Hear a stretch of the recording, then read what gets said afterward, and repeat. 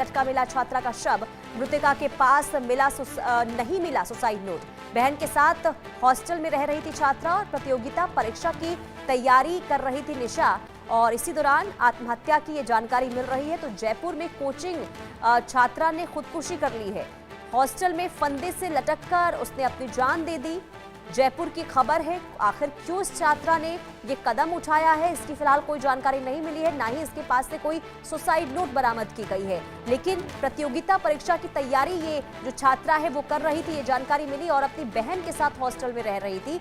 और इसके बाद ये जानकारी सामने आती है कि छात्रा की ओर से ये कदम उठाया गया। आत्महत्या छात्रा की ओर से कर ली गई है, खुदकुशी छात्रा ने की है, लेकिन आखिर इसके पीछे की वजह अब तक सामने नहीं आ पाई है। अब पुलिस इस पूरे मामले को लेकर जांच पड़ताल कर रही है कि आखिर क्या छात्रा के साथ किसी भी तरीके से कोई दबाव बना रहा था, या फिर कोचिंग सेंटर में किसी तरीके का कोई प्रेशर था, क्या परिवार वालों की तरफ से कोई प्रेशर था।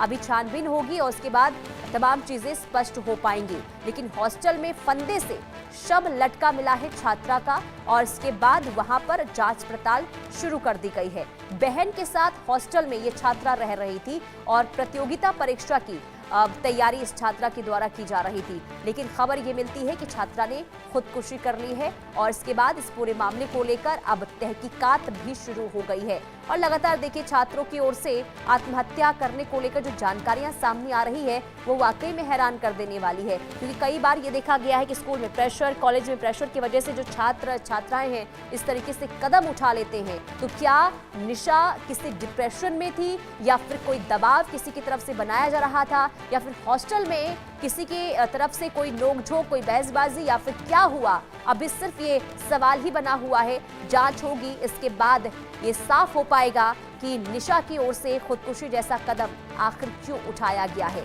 हालांकि अभी निशा की बहन से भी पूछताछ होगी। निशा की बहन से जानने की कोशिश की जाएगी कि आखिर कई दिनों से क्या वो परेशान थी, या फिर कोई और वजह जिस वजह से उसने ये कदम उठाया है। इसे लेकर अब लगातार जांच पड़ताल, पूछताछ, और इसके बाद तमाम चीजें जो हैं वो साफ हो पाएगी। लेकिन उससे पहले आपको बता दें कि जयपुर में कोचिंग की छात्रा ने ये खुदकुशी कर ली है। तैयारी कर रही थी, यानी कि एग्जाम्स की तैयारी हो रही थी, कंपटीशन को लेकर ये लगातार देखिए तैयारियां कर रही थी, प्रतियोगिता परीक्षा भी होनी थी। लेकिन उससे पहले ये कदम उठाया गया है छात्रा निशा की ओर से। क्यों उठाया गया, क्या वजह रही, अभी आपको बता दें कि जांच पड़ताल इस दिशा में चल रही है। लेकिन उससे पहले बहुत हैरान कर देने वाली खबर, परिवार भी शॉक में है कि आखिर निशा ने ये कदम क्यों उठाया, इसके पीछे की वजह आखिर क्या थी।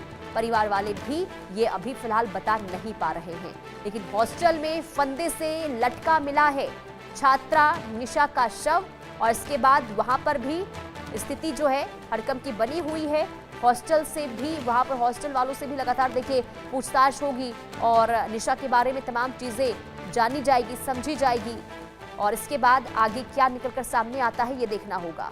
लेकिन जयपुर में कोचिंग छात्रा ने ये आत्महत्या की है, ये जानकारी सामने आ रही है। हॉस्टल में फंदे से लटका हुआ छात्रा का शव मिला है। छात्रा के पास कोई सुसाइड नोट नहीं मिला है। बहन के साथ हॉस्टल में ये छात्रा रहती थी, जिसका नाम निशा बताया जा रहा है। एग्जाम्स की तैयारी कर रही थी, प्रतियोगिता परीक्षा की तैयारी कर रही थी। लेकिन ये खबर सामने आती है कि उसने खुदकुशी कर ली है।